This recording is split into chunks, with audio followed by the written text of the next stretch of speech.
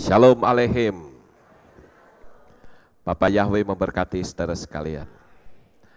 Pada pagi ini saya ingin mengajak saudara sekalian untuk belajar satu tema, yaitu mengenal ilmu Fu'udu. Namanya saja mengenal, saudara. Artinya bukan belajar, tetapi hanya mengenal. Mengenal itu supaya kita tahu, oh modelnya kayak begitu. Tapi jelas kita tidak mempelajari ilmu Fu'udu. Jadi jangan sampai nanti saudara berpikir, wah kehilat tempat Pak Lukas belajar Fu'udu. Bukan ya saudara, jadi saudara mesti ngerti. Kata mengenal itu berarti cuman tahu, hanya tahu saja, yang penting kita kenal. Seperti kita ketahui bahwa di dalam kita menjalani hidup di dunia ini, kadangkala kita berhadapan dengan hal-hal yang tidak bisa masuk akal, tidak bisa dipikir secara logika. Beberapa waktu yang lalu, di televisi sempat digemparkan dengan adanya seorang ibu yang dari perutnya mengeluarkan kawat, saudara. Tim dokter sampai hari ini tidak bisa menemukan apa penyebabnya. Tentu saja hal-hal yang tidak masuk dari logika pasti itu berasal dari alam lain. Kemudian kita juga melihat di televisi beberapa waktu yang lalu, ada seorang anak bayi, di kakinya, di betisnya, itu banyak kawatnya, saudara. Ada sekitar hampir 40 kawat, ya, menyelingkupi seluruh kaki di betis di sini, ya, panjang-panjang, tapi di dalam, sehingga harus melibatkan tim dokter untuk mengoperasi dan mengambil kawat-kawat yang ada di dalam betis anak bayi tersebut. Nah, Bapak Ibu yang terkasih, hal-hal yang tidak masuk di akal ini pasti sekali lagi bukan berasal dari alam logika. Kita juga sering mendengar atau bahkan melihat ada seseorang yang secara tiba-tiba matanya mengeluarkan darah. Atau orang yang secara tiba-tiba sakit perut, kemudian dia jatuh tanpa diketahui penyebabnya. Sekali lagi tim dokter tidak bisa menolongnya. Kalau kita sudah berbicara hal-hal yang secara logika itu tidak masuk akal, pasti itu berasal dari sesuatu yang datangnya dari alam lain. Nah, Bapak Ibu yang terkasih, pagi ini kita akan melihat apa sih sebetulnya ilmu Fu'udu itu. Ilmu Fu'udu itu biasanya dia mempergunakan mediator, yaitu boneka. Boneka tersebut ditusuk dengan jarum, maka berakibat orang yang menjadi sasaran tersebut akan terkena. Nah, saudaraku yang terkasih, ilmu Fu'udu itu sebetulnya adalah ilmu yang berasal dari Afrika Barat. Ilmu Fu'udu ini jelas bukan ilmu yang baik, tapi ilmu hitam. Ilmu yang bisa membunuh seseorang. Saya mencoba untuk surfing di internet, saya mencari tahu tentang hal ini. Setidak-tidaknya saya ingin memberikan bekal agar jemaat Tuhan itu bisa memahami apa itu ilmu Fu'udu. Ternyata ilmu ini berasal dari Afrika Barat, kemudian merambah ke Nigeria, bahkan sekarang merambah ke Indonesia. Ada beberapa orang yang cukup terkenal, tapi saya tidak perlu menyebut nama mereka, yang mempelajari ilmu Fu'udu, saudara. Ilmu Voodoo atau Vodun, ya, ini sebetulnya menjadi agama nasional atau bahkan kepercayaan yang dianut di Afrika. Bahkan kata Vodun itu sendiri itu berarti roh. Tentu saja kalau kita mempelajari ilmu hitam, ada ilmu hitam yang tanpa mantra, tetapi hampir sebagian besar itu mereka mempergunakan mantra. Kita juga melihat saudara yang terkasih, bahwa mantra, saya coba untuk melihat apa sih sebetulnya mantra.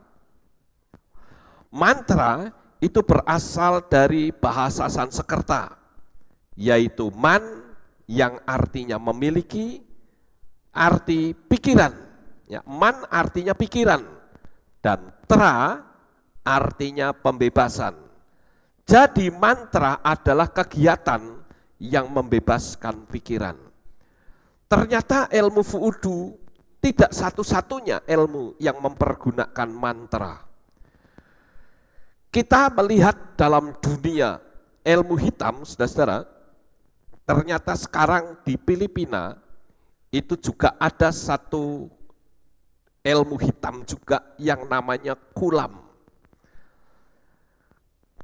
Ilmu kulam ini ternyata ada kemiripan dengan ilmu Voodoo karena menggunakan mediator boneka. Juga diperkuat dengan menggunakan mediator yang lain, yaitu potongan rambut, ludah, atau tetesan darah dari calon korban. Orang yang menguasai ilmu kulam disebut dengan mangkulam. Biasanya dukun perempuan dan korbannya disebut kinukulam. Ilmu ini saat ini merupakan ilmu yang menjadi andalan orang Filipina. Makanya saudara berhati-hati, pada waktu saya sekolah dulu, ada istilah yang merambah di anak-anak muda. Istilah itu entah sampai sekarang masih ada atau tidak. Istilahnya begini, kalau cinta ditolak, dukun bertindak. Maksudnya apa saudara? Maksudnya adalah ketika seseorang itu mencintai perempuan dan perempuan itu menolak, kalau menolak secara halus mungkin masih tidak menyakitkan. Tapi terkadang ada orang-orang perempuan ketika menolak itu dibarengi dengan hinaan. Bahkan tidak jarang orang perempuan menolak sampai meludahi. Nah ini yang berbahaya saudara. Karena kalau sampai dia mengambil langkah seperti itu, akan sangat membahayakan diri sendiri. Oleh karena itu, pada zaman dulu ketika saya masih sekolah di SD SMP, saya diberitahu agar supaya kita berhati-hati. Sebab kalau seorang perempuan, kalau dulu kan,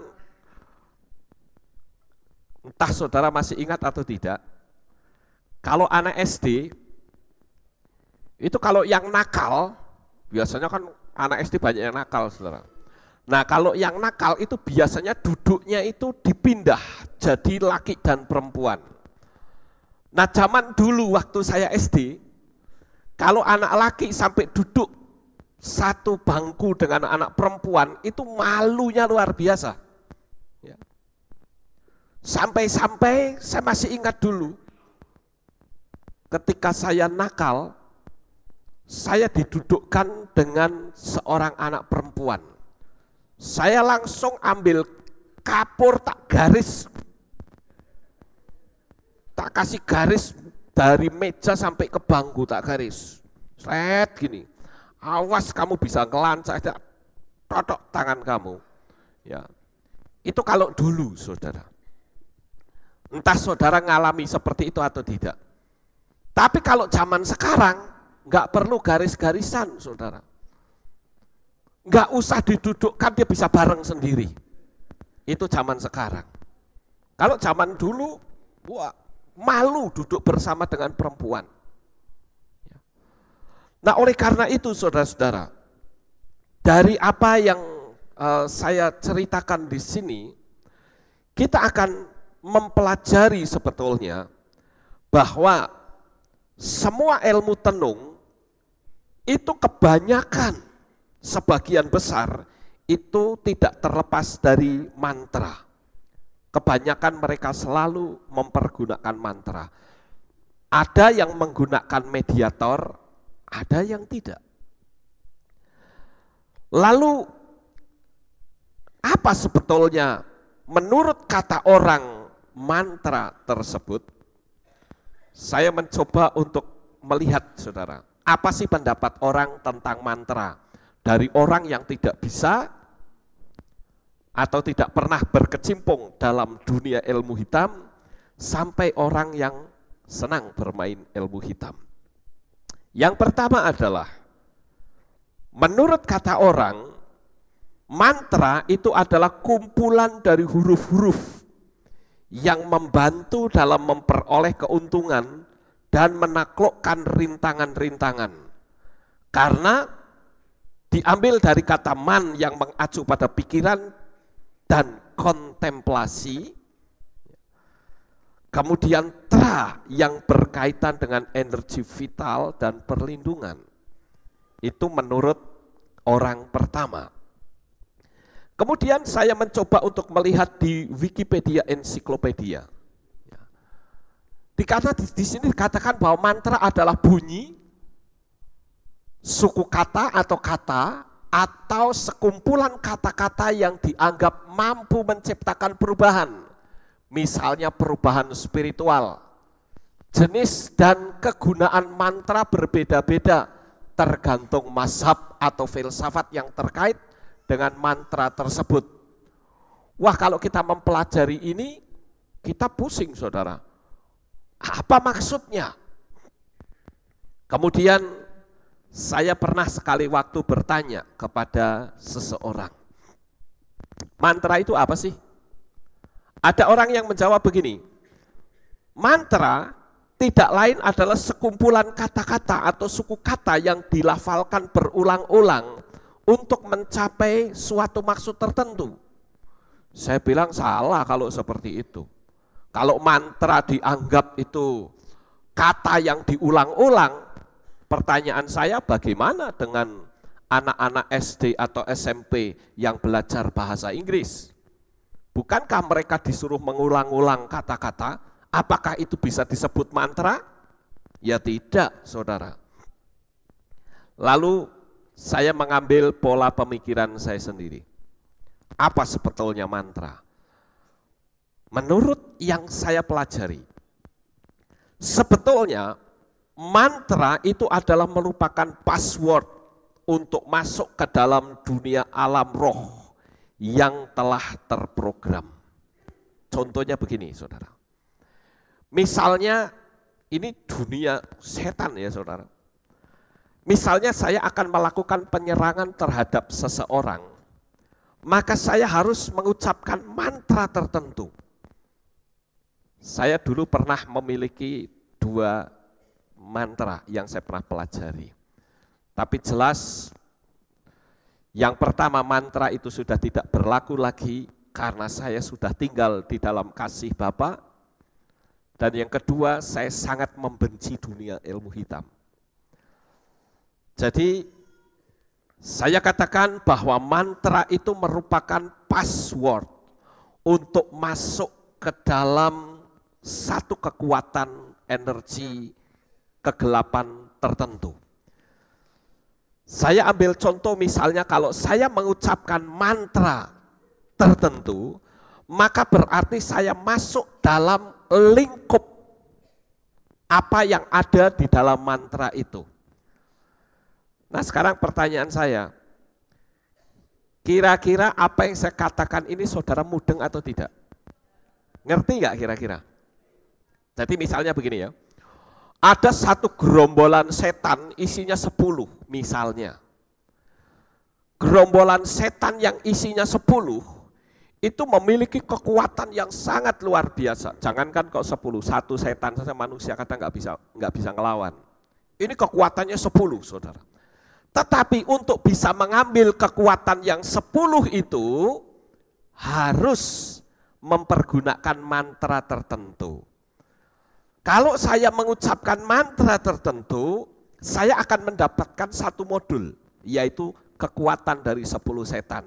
Maksudnya begitu, saudara paham?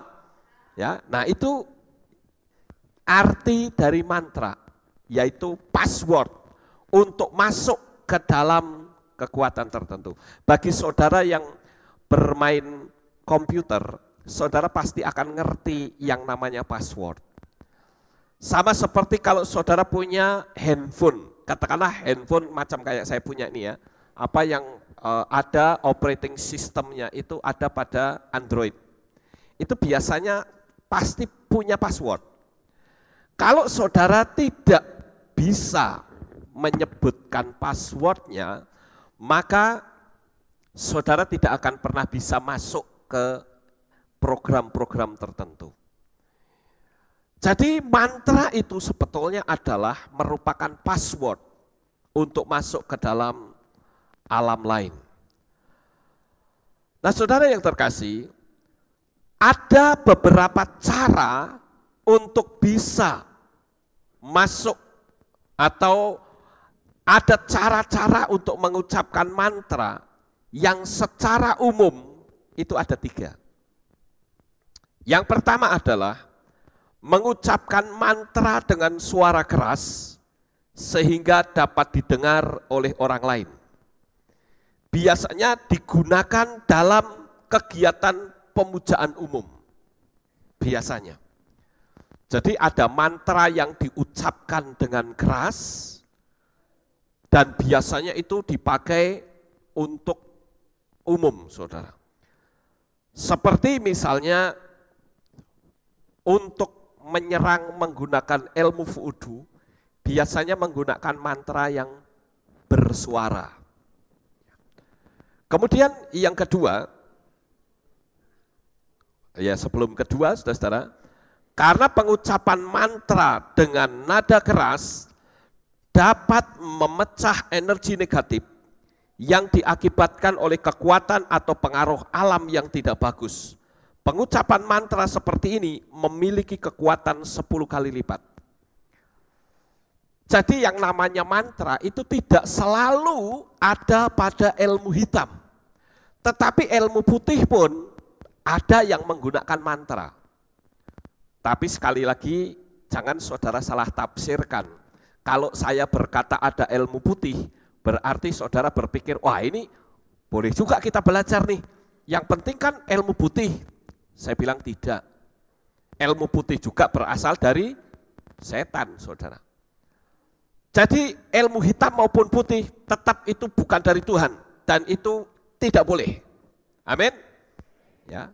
Sekali lagi saya hanya memperkenalkan saja agar saudara bisa ngerti.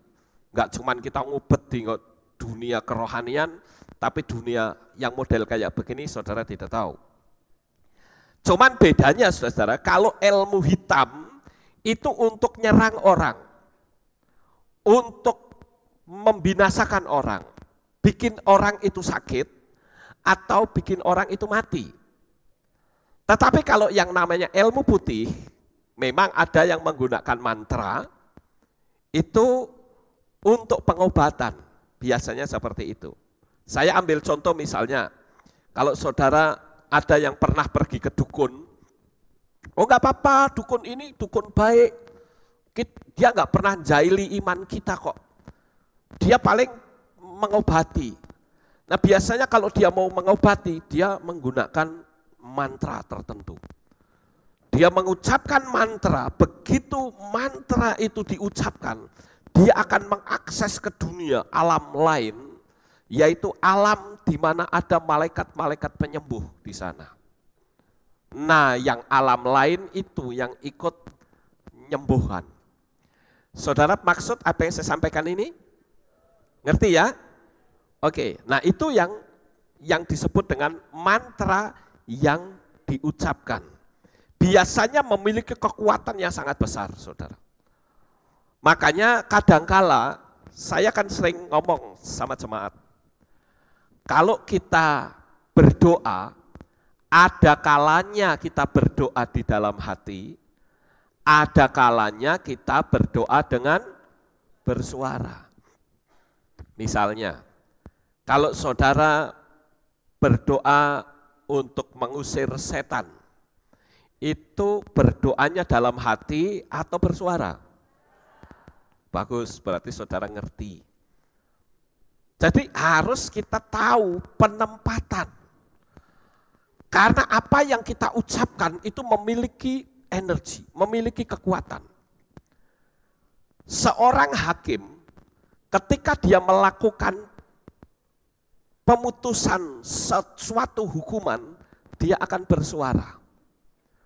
Walaupun kata bersuara pun itu terbagi menjadi dua macam. Yaitu suara yang betul-betul kita keluarkan dengan keras dan suara yang tidak perlu keras. Dulu pernah ada seseorang yang minta tolong kepada saya, ini dari gereja lain, saudara. Dia minta tolong kepada saya, dia katakan begini, Pak Lukas, ayo kita pergi ke rumah sakit. Oh ya, kenapa? Ini ada saudara saya sakit. Katanya sih dimasukin setan, nggak sembuh-sembuh. Lalu orang ini berkata begini, ngajari saya, Pak Lukas, nanti kalau berdoa, nanti tengking setannya dengan suara yang keras. Saya tertawa, saudara. Loh, ini di rumah sakit loh. Masa saya harus teriak-teriak di rumah sakit? Saya rasa nggak perlu kok menggunakan suara yang keras. Setan tahu kok kuasa yang ada pada diri kita. Kuasa Tuhan, saya katakan begitu. Karena orang ini itu menganggap bahwa dengan suara keras, setan itu lari. Saya katakan setan itu tidak lari dengan suara keras. Tetapi setan itu akan lari kalau memang suara kita keras, tapi ada energi yang ada dalam diri kita. Saya teringat ketika kita masih ada di gereja lama, ada seseorang yang dimasukin setan. Wah, itu banyak manifestasi dulu di sana. Nah, pada waktu itu ada seseorang yang menyebut dirinya hamba Tuhan, berdoa dengan suara yang keras. Setannya itu tidak lari, saudara. Setannya itu yang masuk pada diri orang ini, itu langsung mendelik, orangnya itu dipukul dan diludahi. Kalau saya nyebut orangnya pasti saudara tahu, tapi saya nggak perlu sebut. Tetapi hanya dengan berdoa, setan itu pergi. Jadi dengan kata lain, memang ada di mana kita harus mengucapkan dengan suara keras, tapi ada yang harus diucapkan dengan suara tetapi tidak perlu keras. Tapi dibutuhkan hanya kuasa. Saya ambil contoh seorang hakim yang memutuskan hukuman mati. Dia tidak akan mengucapkan sambil memegang palu dan berkata, dengan ini saya nyatakan bahwa nama terdakwa ternyata kedapatan melakukan kesalahan yang meyakinkan. Untuk itu, terdakwa dijatuhi hukuman mati, buak gitu. Enggak, saudara, enggak akan begitu. Bahkan dipukulkan palunya banter-banter sampai palunya botol sekalipun. Apakah hukuman mati itu terjadi hanya karena palunya yang sampai putus atau mejanya yang hancur? Tidak. Tapi cukup dengan berkata, terdakwa terbukti bersalah dan sangat meyakinkan. Untuk itu terdakwa dijatuhi hukuman mati. Mati. Kenapa? Karena dari hakim itu ada kuasa. Tapi tetap harus diucapkan. Enggak mungkin hakim menjatuhi hukuman mati cuman diem, di batin. Enggak bisa, tetap harus diucapkan, saudara. Itu sebuah hukum. Nah begitu juga di dalam mantra itu ada 3. Yang pertama adalah diucapkan dengan suara yang keras. Dan yang kedua, mantra diucapkan dengan berbisik-bisik atau mendesis. Sehingga hanya didengar oleh diri sendiri. Istilahnya qomat kamit. Yang tahu orang itu sendiri. Karena namanya mantra itu rahasia. Orang lain nggak boleh tahu. Ya. Itu adalah mantra. Tetapi ada juga mantra yang diucapkan di dalam hati. Mantra yang diucapkan di dalam hati ini itu seringkali dipergunakan untuk hal-hal yang rahasia. Misalnya saja, ada seseorang dikasih pengajaran sama gurunya. Nanti kalau kamu lewat di daerah situ, ucapkan mantra ini. Karena ketika kamu mengucapkan mantra ini, kamu akan di-cover oleh kekuatan yang tidak nampak oleh mata. Sekalipun kamu ada di daerah itu rawan banyak galinya, nggak usah takut. Kamu batin saja, ngomong, kamu akan dilindungi. Sebetulnya ucapan mantra yang diucapkan dengan keras, dengan berbisik, dan di dalam hati, itu nyontoh konsepnya Tuhan, saudara. Nyontoh konsepnya Tuhan. Kenapa? Karena ada kalanya, ketika saudara sedang berhadapan dengan satu perkara atau masalah, kadangkala kita harus berdoa di dalam hati untuk mengundang malaikat Tuhan. Ketika kita melewati jalan yang rawan, jalan yang penuh dengan perampok misalnya, kita tidak perlu teriak-teriak, Tuhan tolong, enggak perlu. Saudara cukup ucapkan di dalam hati, Tuhan, saya ada di daerah perampok. Di sekitar saya ini banyak perampok. Cukup di dalam hati, saya mengundang malaikat Tuhan jaga saya. Saudara ada di lingkup perampok, enggak perlu diucapkan. Tapi kalau diucapkan justru salah. Malah saudara berbahaya. Saya ambil contoh, misalnya saudara ada di satu lingkup di banyak orang, saudara tahu, wah ini di depan saya ini gali, ini perampok, wah ini penculik, ini pemerkosa.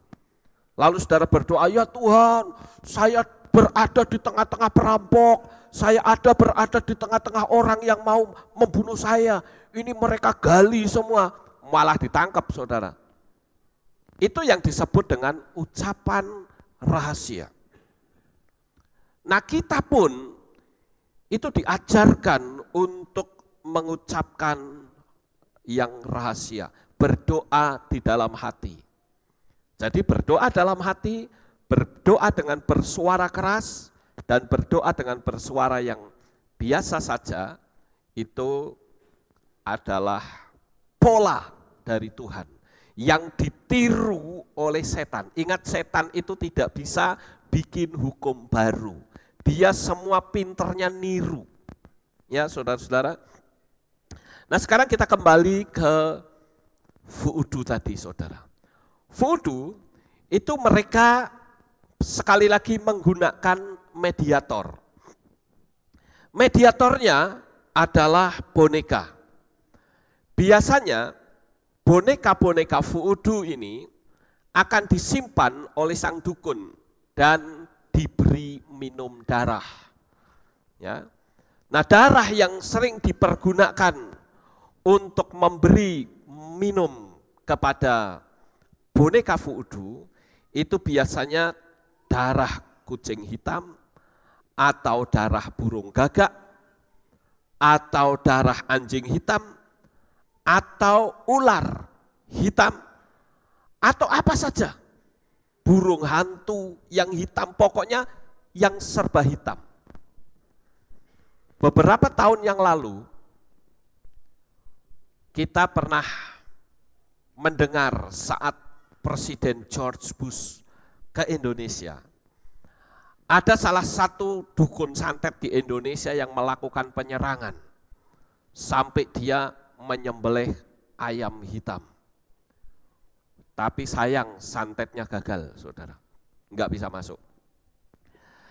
Tetapi dari apa yang saya sampaikan ini, kita tentu tahu bahwa ilmu voodoo modelnya kayak begitu, menggunakan mediator boneka. Nah, saudara-saudara, boneka voodoo itu biasanya dipegang, kemudian ditusuk dengan jarum sambil menyebut nama yang disakiti dengan emosi yang kuat penuh kebencian. Ini ketika orang melakukan penyerangan tetapi untuk menyakiti, bukan untuk membunuh. Ya, ilmu voodoo itu dua macam. Bisa untuk membunuh, tapi bisa cuma hanya untuk menyakiti. Nah, mereka menggunakan pola seperti ini, saudara. Caranya menusuk begitu tuh. Dengan penuh kebencian, tusuk, gitu. Emosinya dikeluarkan, mantranya diucapkan. Tiba-tiba orang yang ada di bayangan sang dukun itu, tidak ada hujan, tidak ada angin, tiba-tiba dia teriak-teriak, aduh sakit, dada saya sakit. Ada juga yang teriak-teriak, telinga saya sakit, secara tiba-tiba keluarin darah. Atau dari matanya. Nah, itu adalah proses ketika sedang dikerjain oleh sang dukun. Ya, itu caranya begitu. Itu cara voodoo melakukan penyerangan hanya untuk menyakiti. Tapi jelas kalau orangnya tidak tahan, sakit, ya mati orangnya tetap, saudara. Tapi biasanya orang senang jaili, nyakiti. Ya. Itulah ilmu voodoo. Kemudian yang berikutnya, yaitu dengan membunuh.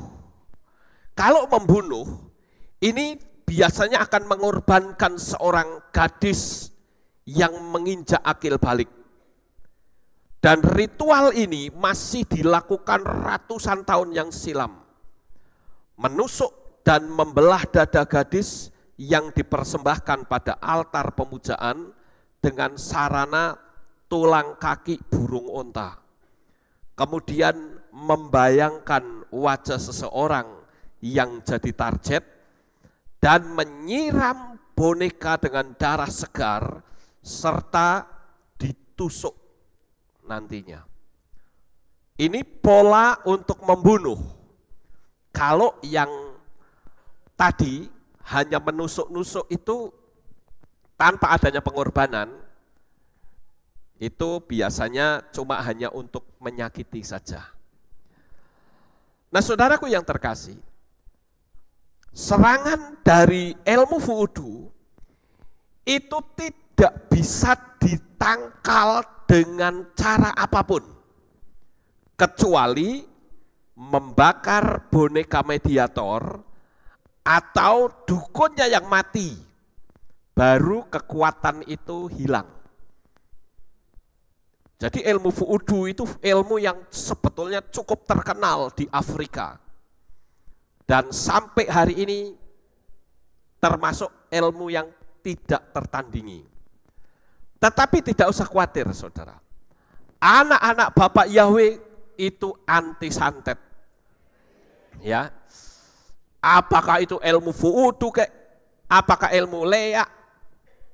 Apakah ilmu dari kejawen? Tidak akan ada satu kekuatan manapun yang sanggup untuk menghancurkan anak-anak Bapa Yahweh. Kenapa? Karena di dalam kitab 1 Yohanan pasal 4 ayat yang keempat dikatakan bahwa tidakkah engkau tahu bahwa di dalam dirimu itu ada roh yang lebih besar dari roh yang menguasai dunia ini, yaitu siapa? Roh Kudus. Itu yang membuat orang percaya loh saudara, saya tidak menyebut orang Kristen loh, karena orang Kristen juga bisa disantet. Seperti beberapa tahun yang lalu, saya pernah mendengar ada seorang pendeta disantet. Pada waktu berak, pagi-pagi ternyata keluarnya batu baterai ABC. Ya, loh ya betul itu saudara. Pertanyaannya, apakah pendeta itu makan batu baterai ABC? Kan tidak, cuman baterainya itu dimasukkan di alam, melalui alam lain. Ya. Karena alam lain juga punya frekuensi, sehingga dimasukkan. Maka saya menyebutnya orang percaya. Saya lebih aman menggunakan istilah orang percaya ketimbang orang Kristen. Karena Kristen berasal dari kata Kristus. Kata Mesias, Mesianik berasal dari Mesias. Nanti benturan lagi dengan kelompok yang lain. Paling aman saya menyebut dengan istilah orang percaya. Jadi sekali lagi saya beritahu bahwa ilmu sebesar apapun tidak akan pernah bisa menjamah orang-orang percaya. Percaya kepada Bapa Yahweh di dalam Tuhan Yeshua HaMashiach. Nggak akan bisa. Saya seringkali, barangkali loh ya, barangkali ada yang jahil sama saya. Sangat sering sekali. Di kamar, di atas itu kan banyak pot saudara. Kadangkala itu seperti ada pot yang dibanting di atas, jeber gitu. Saya langsung naik ke atas, pot pecah satu pun tidak. Lalu itu siapa ya yang bersuara seperti itu? Apakah mungkin jambu yang jatuh menjatuhi oning? Kan nggak mungkin suaranya sekeras itu. Dan merasa seperti ada getaran di dalam kamar, bam gitu, keras sekali. Dan itu sering sekali terjadi. Tapi tidak satupun yang tembus, karena saya orang percaya kepada Bapa Yahweh. Ya, jadi saudara tidak usah khawatir, tidak usah takut. Orang di luar sana pun sebetulnya kalau menghadapi orang yang tidak percaya Bapa Yahweh, tidak percaya Yeshua, itu juga bisa menghindari santet. Itu dengan cara, saya dulu ngajari orang begini saudara, itu dulu sebelum saya kenal Tuhan. Saya bilang begini, kalau kamu disantet orang, diserang orang, cara yang paling gampang, kamu tidur di lantai. Nggak akan serangan itu masuk. Karena kekuatan ilmu magic itu tingginya sekian kira-kira. Serangan datang sekian tingginya saudara. Yang tidur di lantai itu nggak akan kena. Kenapa? Karena lantai itu adalah negatif energinya. Sedangkan setan itu juga energinya seperti itu. Jadi dia nggak akan mampu untuk mendekat. Ada orang yang tanya sama saya, lah kalau rumahnya susun, berlaku nggak? Saya bilang tidak berlaku untuk rumah susun. Yang berlaku itu hanya untuk di lantai, betul-betul tanah. Kalau yang mau di atas, boleh, tapi menggunakan alat yang setidak-tidaknya bisa memancarkan energi ion negatif. Itu setan nggak akan dekat, saudara. Tapi saya nggak akan bicara seperti itu. Tapi sekarang bicara saya adalah, siapapun yang tinggal di dalam Bapa Yahweh, di dalam Yeshua HaMashiach, dia orang yang anti santet. Ya, itu pasti, tidak bisa tidak, pasti. Ya. Nah, oleh karena itu, saudara-saudara, kalau kita berhadapan, atau ini bicara sekuler ya, menghadapi serangan ilmu fu'udu, jalan satu-satunya untuk bisa melunturkan ilmu itu adalah dengan membakar bonekanya atau dukunnya mati. Baru serangan itu akan habis, saudara. Tapi untuk menemukan bonekanya itu tidak semudah orang membalik telapak tangan. Karena orang tidak akan tahu saya diserang ilmu fu'udu oleh siapa, nggak ada yang tahu, saudara. Tetapi ada satu hal yang cukup menarik dari apa yang saya pelajari tentang mantra fu'udu, saudara-saudara, yaitu ucapan atau kata-kata dari mantra tersebut. Di sini ada cukup banyak, saudara-saudara, tetapi pernahkah saudara merasa curiga ketika ada orang yang berbahasa lidah yang kayak begini, saudara? Kirana mayaso, sakarama, sakalama, ora palaka, kira palaka, syara baba, sirakala baba, rafama maya sanda, seperti ini. Pernah nggak saudara curiga? Saya sering mendengar orang berbahasa lidah itu seperti itu, saudara. Belakangan selalu digandakan, baba, ra. Saya berpikir, kok aneh ya, agak misterius di pikiran saya sebetulnya. Cuman, sekali lagi, apa yang menyangkut Roh Kudus, saya tidak berani berkomentar. Nggak berani. Sebab saya teringat dulu ada seorang pendeta, saudara-saudara, ini teman saya, seorang pendeta ini memang sudah dasarnya tidak suka dengan bahasa lidah.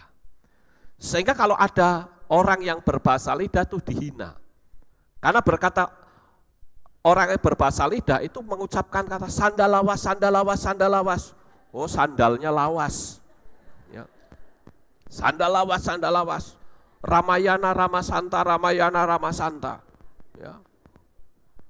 Emangnya film Ramayana, ya, Mahabharata. Nah, sejak pendeta itu ngomong seperti itu, saudara, jemaatnya habis. Habis. Nah, dari pengalaman pendeta ini, saya hati-hati. Sekalipun kedengaran di telinga dan pikiran saya ini misterius, saya nggak berani komentar. Saya bisa memberi pengajaran seperti ini dengan satu tujuan, agar kita tidak terjebak, jangan-jangan yang kita ucapkan secara tidak sadar itu sebuah mantra. Ya. Karena saya sering kali mendengar yang model-model seperti ini, saudara. Sikara tata tata, sikara tata tata, sikira rara. Saya sering mendengar seperti itu. Saya tidak mau menghina hal ini. Tetapi kita perlu berhati-hati. Kalau itu hanya sebuah kata-kata yang latah, itu bahaya loh. Saya pernah melihat atau mendengar satu kesaksian dari seorang mantan pengikut gereja setan. Saya lupa namanya, kalau tidak salah Mongol atau siapa ya namanya, saya lupa itu, saudara. Itu sudah beberapa tahun yang lalu. Dia katakan bahwa saat saya ikut gereja setan, ini kan orientasinya di Manado, karena gereja setan itu tumbuh subur di Manado, saudara. Dia katakan saya menyusup masuk dalam gereja-gereja Kristen. Dan ketika pendeta itu melakukan altar call, nah itu momen yang terbaik. Karena mereka masuk ke dalam dunia supranatural dan pendeta itu mengucapkan kata-kata yang saya tidak tahu, tetapi dari dulu ya kayak gitu terus. Setiap kali ada bahasa lidah, ya seperti itu. Ini orangnya sudah bertobat, katanya sudah jadi orang Kristen. Jadi dia ungkapkan itu ketika dia masih masuk dalam gereja setan, dia menyusup ke dalamnya. Dan banyak sekali kata-kata yang diulang-ulang dan dia menyusup ke dalam. Sehingga pendeta berkata, ini Roh Kudus. Ini orang yang dari gereja setan ini tertawa, dasar pendeta bodoh. Itu kan kerjaan saya. Dia nggak tahu, saudara. Nah, itulah sebabnya pentingnya kita belajar agar kita itu ngerti, kita memahami. Saya tidak anti dengan bahasa lidah, tidak. Karena saya juga berbahasa roh. Tetapi bukankah setiap kali ibadah lalu, ayo kita berbahasa roh, ya kayak gitu juga. Saya berpikir apakah itu hafalan, kata-katanya juga misterius, dan ini cukup mengerikan saudara kalau kita tidak menyikapi dengan baik. Jangan-jangan yang nampaknya katanya penuh Roh Kudus, ternyata itu bukan Roh Kudus. Itu roh jiwa, karena hanya kejiwaan, maaf ya. Karena begitu orang sudah masuk ke dalam dunia supranatural, itu di alam roh itu sudah campur aduk untuk rebutan. Saya ambil contoh. Ini saya ngomong karena di internet sudah ada. Nah, saudara yang terkasih, di sini saya tunjukkan beberapa mantra-mantra, dan ternyata ini adalah mantra-mantra dari Fuudu. Bahasa yang tertulis di atas adalah mantra yang diucapkan para dukun Fuudu. Mantra adalah kalimat rahasia yang digunakan sebagai komunikasi untuk mengundang roh jahat. Nah, ini benar ini. Ungkapan ini benar ya. Jika mantra diucapkan secara tepat oleh hamba iblis, ya ini mereka kan tidak tahu ya tentang iblis itu apa. Maka iblis akan menggerakkan kuasanya untuk tercapainya maksud mantra itu. Di dalam mantra ini banyak terdapat nama roh jahat. Salah satunya adalah roh jahat yang bernama Yamo. Kemudian beberapa ciri mantra yaitu pengucapan pada akhir suku kata yang diulang-ulang secara berturut-turut. Misalnya, sikara tata tata, sikara tata tata, syananana, sidididididi, sikalalalala, mau seperti itu kira-kira saudara-saudara. Ya, jadi kita mesti berhati-hati. Ingat, dulu pernah dunia Kristen kecolongan. Kecolongan apa saudara? Yaitu munculnya lagu Kumbayah My Lord. Pertanyaan saya, siapa yang pernah mendengar lagu Kumbayah My Lord? Angkat tangan. Pernah dengar? Wah, tidak banyak tapi saudara ya. Kumbayah My Lord itu sampai masuk ke dapur rekaman, menyatu dengan lagu-lagu Kristen pada umumnya. Nah, siapa sebetulnya Kumbayah itu? Pernah ada seseorang yang menyelidiki, saudara. Kumbayah itu kata slang dari Kambaihia. Saya melihat di ensiklopedia Wikipedia.net seperti itu. Itu bahasa yang kayak slang, yang artinya Kambaihia. Kambaihia itu kalau diterjemahkan dengan bahasa bebas itu datang ke sini. Tapi saya rasa kalau orang Amerika ditanya Kambaihia atau Kumbayah, tidak mungkin orang itu datang. Ketika seseorang ketemu dengan yang lain, saya ingin orang itu datang ke tempat saya tidak mungkin berkata Kumbayah, Kumbayah. Tidak mungkin, saudara. Sekalipun orang mengatakan itu slang dari Kambaihia, itu kan baru rekaan, baru dugaan. Tapi ternyata setelah masuk dalam dunia penyelidikan lebih dalam, akhirnya ditemukan bahwa ternyata Kumbayah itu adalah nama dari salah satu dewa orang Afrika. Sehingga rekaman itu hilang sampai sekarang. Kan lagu Kumbaya kan nggak kedengeran lagi sekarang, saudara. Ya kan? Yang lagunya tuh Kumbaya my lord, Kumbaya, Kumbaya my lord, Kumbaya, someone singing lord, Kumbaya. Kira-kira begitulah.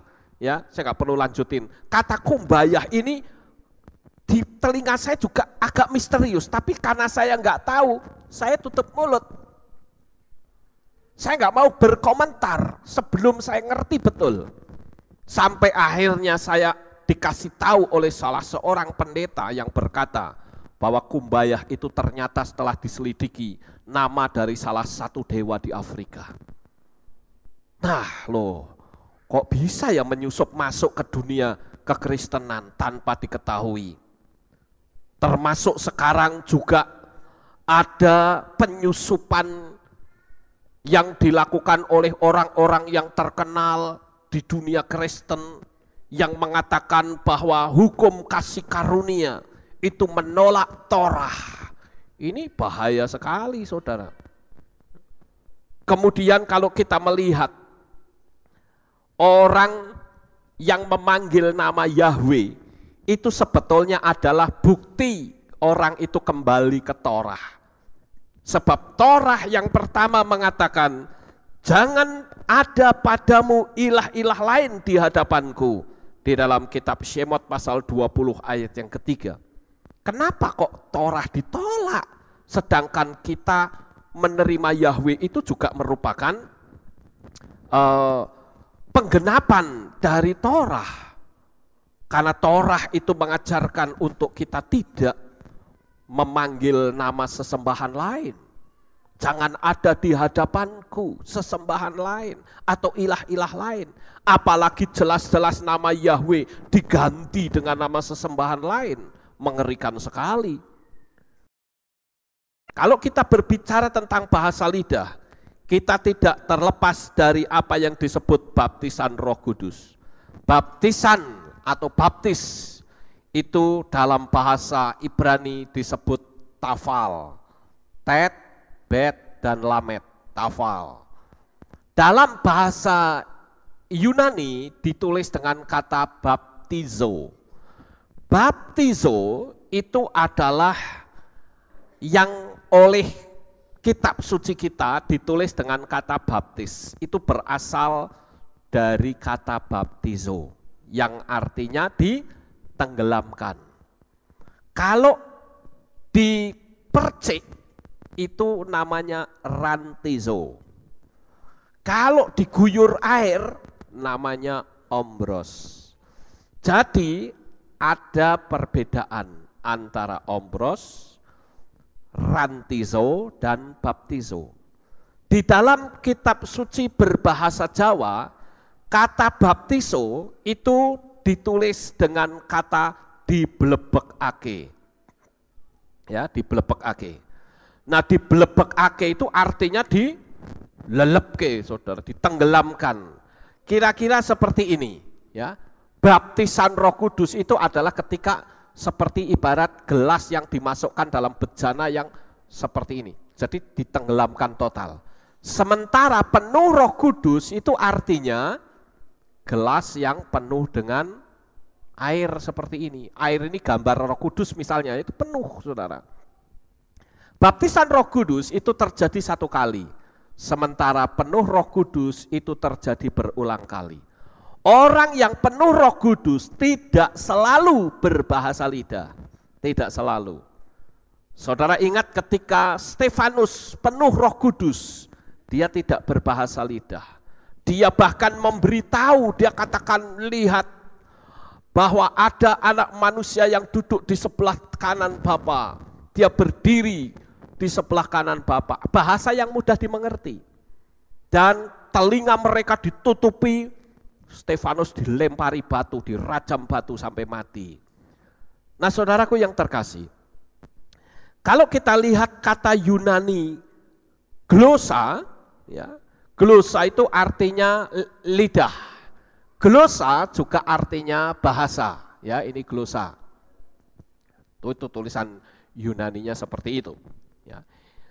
Nah, saudaraku yang terkasih, glosa itu juga bisa berarti supranatural.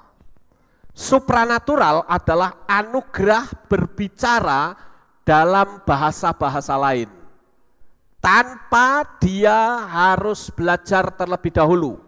Contohnya di dalam kitab Kisah Rasul pasal 2 ayat 4 dan seterusnya. Coba kita baca ayat ini, saudara. Karena dari tadi kita belum baca kitab suci, mari kita baca di dalam kitab Maases Lihim atau kitab Kisah Para Rasul. Kisah Rasul pasal 2 ayat yang keempat dan seterusnya saya bacakan untuk saudara. Dan mereka semua, apa saudara? Dipenuhi oleh Roh Kudus dan mulai berbicara dalam bahasa-bahasa yang lain, seperti yang Roh itu terus-menerus memberikan kepada mereka untuk mengucapkannya. Dan ketika orang-orang Yahudi yang saleh dari segala bangsa yang ada di kolong langit sedang berdiam di Yerusalem, saya akan jelaskan untuk ayat 5 terlebih dahulu, saudara-saudara. Yaitu orang yang kumpul di loteng Yerusalem itu sebetulnya, bukan yang di loteng, tapi yang ada di situ sebetulnya adalah orang-orang Yahudi diaspora yang ada di daerah-daerah yang lain pada kumpul. Untuk apa? Merayakan Syavuot. Ya, karena itu peristiwanya peristiwa Syavuot. Jadi bukan orang-orang, bukan Yahudi, karena jelas di ayat 5 dikatakan orang-orang Yahudi yang saleh dari segala bangsa. Dari segala macam bangsa dia kumpul orang-orang Yahudi yang saleh. Ya. Ayat yang ke-6. Dan ketika terjadi bunyi itu, kumpulan orang itu datang bersama dan dibingungkan karena mereka terus mendengar setiap orang sedang berbicara dalam dialek mereka sendiri. Dan mereka semuanya takjub dan kagum sambil berkata seorang terhadap yang lain, lihatlah, bukankah mereka yang berbicara ini semuanya adalah orang-orang Galilea? Dan bagaimana mungkin kita mendengarnya masing-masing dalam dialek kita sendiri yang dengannya kita telah dilahirkan. Partia dan Media dan Elam dan orang-orang yang berdiam di Mesopotamia, Yudea dan juga Kapadokia, Pontus dan Asia, Frigia dan juga Pamfilia, Mesir dan bagian-bagian Libya yang berdekatan dengan Kirene. Dan mereka yang berkunjung dari Roma, baik orang-orang Yahudi maupun para proselyit, orang-orang Kreta dan orang-orang Arab, kita mendengarnya dalam bahasa kita sendiri, sementara mereka berbicara hal-hal yang besar mengenai Elohim. Jadi kalau saudara bayangkan peristiwa pada waktu itu adalah orang-orang mendengar orang berbicara dalam bahasa yang lain. Nah, inilah yang disebut dengan bahasa roh. Berbicara dalam bahasa-bahasa yang lain. Artinya orang Galilea kok bisa ngomong bahasa Partia, bahasa Mesopotamia, bisa ngomong bahasa Arab. Mereka bingung. Kenapa? Padahal mereka tidak pernah belajar bahasa Arab, tidak pernah belajar bahasa-bahasa yang lain. Nah, itu adalah bahasa yang diberikan oleh Tuhan kepada manusia. Nah, saudaraku yang terkasih, bahasa roh sebetulnya itu sudah ada ya di dalam perjanjian lama. Ya, atau bahasa lidah ini itu ada di dalam perjanjian lama. Ya, itu sebetulnya adalah bahasa lidah ya. Ada dalam perjanjian lama. Saya tunjukkan 3 contoh berbahasa yang memiliki unsur supranatural sehingga dikaitkan dengan kata-kata dalam bahasa roh atau bahasa yang tidak pernah dipelajari sebelumnya. Nah, saudara tahu bahwa di dalam perjanjian lama itu pernah terjadi. Yang pertama yaitu peristiwa di Menara Babel. Di kitab Beresit pasal 10 dan seterusnya, saudara-saudara. Itu suatu peristiwa ajaib supranatural yang orang secara tiba-tiba bisa berbicara bahasa lain yang tidak pernah dipelajarinya dan sifatnya permanen. Tadinya bahasanya cuma satu, bahasa Ibrani. Tapi akhirnya karena manusia itu memberontak kepada Tuhan, akan menyamai Tuhan, sehingga mereka berbicara bahasa-bahasa lain, dikacaukan bahasanya oleh Tuhan. Mungkin pada waktu itu saya membayangkan, ada seseorang yang disuruh ambil semen. Ambil semen, bawa sini. Ini mau tak pasang semen di atas. Ternyata orang, dia tidak membawa semen, malah bawa ember sama air, saudara. Orang bingung, aku nyuruh semen. Apa kamu bilang? Nggak ngerti, saudara. Bahasanya kacau semuanya. Sehingga pembuatan menara itu gagal. Itulah yang disebut munculnya bahasa-bahasa yang diberikan oleh Tuhan. Peristiwa yang kedua yaitu keledai Balhum atau keledainya Bileam. Di dalam kitab Bamidbar pasal 22 ayat 22 dan seterusnya. Yaitu kemampuan Tuhan memberikan bahasa lain kepada keledai. Bahkan jika perlu Tuhan juga sanggup untuk membuat batu bisa berteriak. Seperti yang tertulis dalam Lukas 19 ayat yang ke-40. Nah, saudaraku yang terkasih, di sini berbicara bahasa-bahasa lain itu berarti bahasa yang bisa dimengerti. Tapi kalau bahasa roh itu bahasa yang tidak bisa dimengerti. Karena yang diucapkan sebetulnya hanya untuk diri sendiri dengan Tuhan, bukan untuk show, saudara. Kadangkala saya berpikir, kenapa ya orang kok bahasa lidahnya itu saja, ya. Jadi di telinga saya kedengaran misterius, tapi saya mau tegur, saya takut, ya sudah, saya diamkan saja. Saya berharap dengan pengajaran saya ini, bagi jemaat atau siapapun yang berbahasa agak misterius itu bisa agak mulai dipikirkan kembali, apakah itu berasal dari Tuhan atau bukan. Kemudian kita melihat tentang jari-jari Tuhan yang menulis di dinding dengan bahasa Aram. Itu yang tertulis di dalam kitab Daniel pasal 5 ayat 1 sampai 3. Jadi kalau orang sudah menyangkut dunia alam roh, itu dunia yang sangat luas, kita harus berhati-hati, saudara. Dari apa yang saya ajarkan malam ini, saya memiliki beberapa kesimpulan. Kesimpulan yang pertama, berhati-hatilah, jangan kita ikut-ikutan hal-hal yang nampaknya spektakuler tanpa melewati batu ujian. Seperti yang dikatakan dalam 1 Yohanan pasal 4 ayat yang pertama, kita harus menguji semuanya. Jangan asal ikut-ikutan, oh gereja itu enggak apa-apa. Kita enggak perlu ikut-ikutan apa kata gereja orang lain. Kita harus ikut apa kata kitab suci. Jangan sampai kita melihat gereja yang besar, punya pengaruh yang besar, kita bebek ikut mereka, salah kita. Kalau itu ternyata tidak sesuai dengan firman Tuhan, kita terlalu berani, terlalu ambil resiko, saudara. Jadi pesan saya yang pertama adalah berhati-hatilah, jangan kita ikut-ikutan hal-hal yang nampaknya spektakuler. Yang kedua, jika mantra diucapkan dengan 3 metode, memiliki fungsi yang berbeda-beda, seharusnya kita menyadari apa yang kita ucapkan dengan lantang, berbisik, bahkan di dalam hati, tetap ada yang memonitor. Hati-hati, saudara.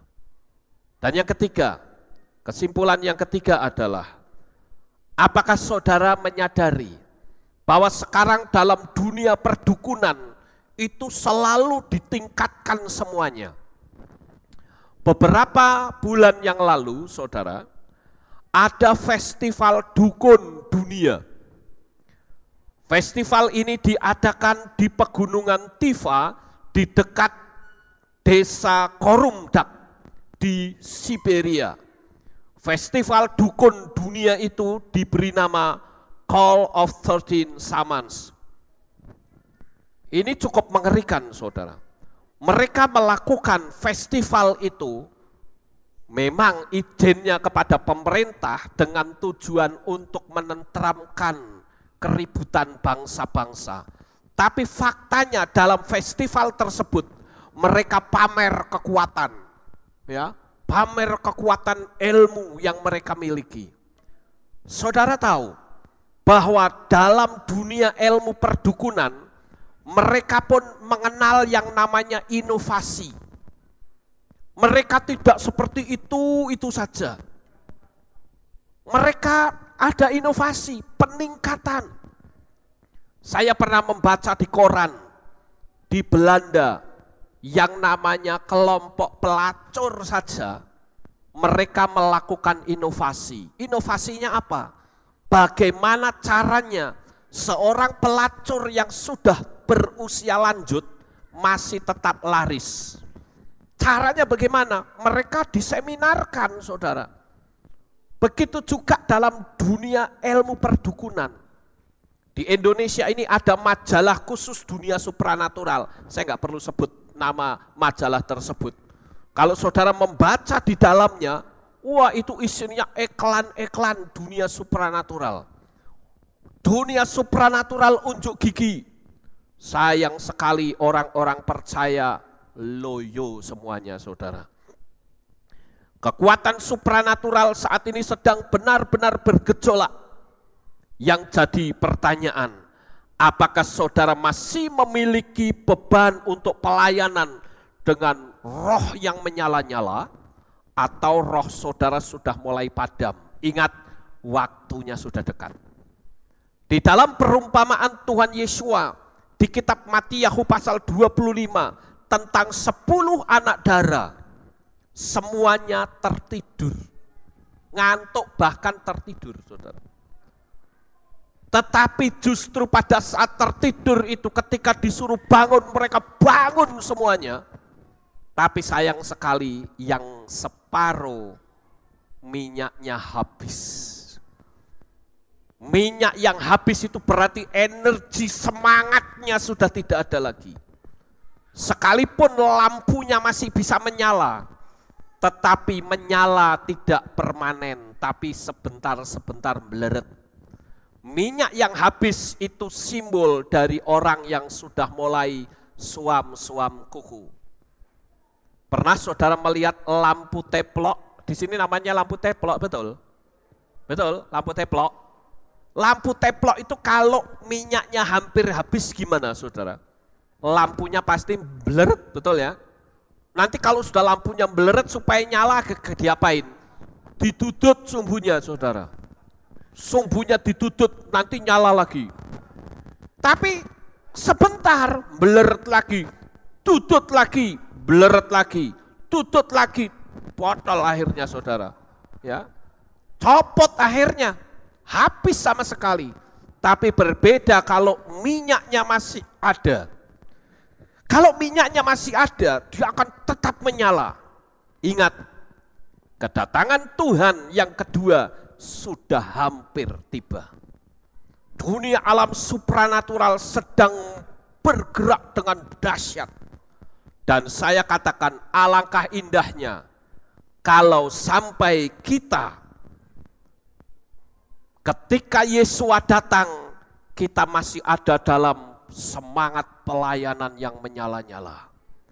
Dan kesimpulan yang keempat adalah tujuan kita yang paling utama adalah mencapai satu titik di mana kelak Yesua datang, kita akan menyongsong Tuhan di awan-awan yang permai.